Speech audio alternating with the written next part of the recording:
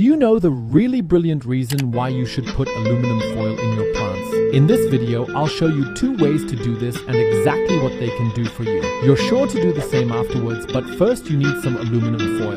Tear off a piece and then fold it up a few times. How big the whole thing needs to be depends entirely on how big the flower pot and your plant are. I'll show you in more detail in a moment.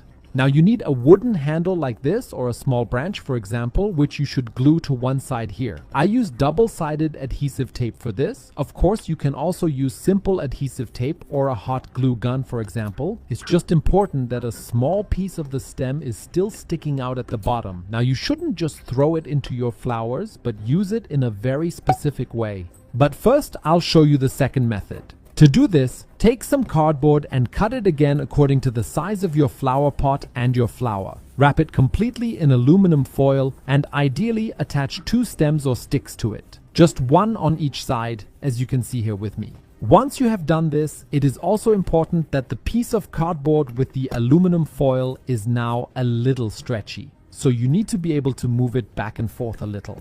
Let's move on to the application. You can simply stick the small pieces into your plants. Simply into one side, then align them a little and place the whole thing there.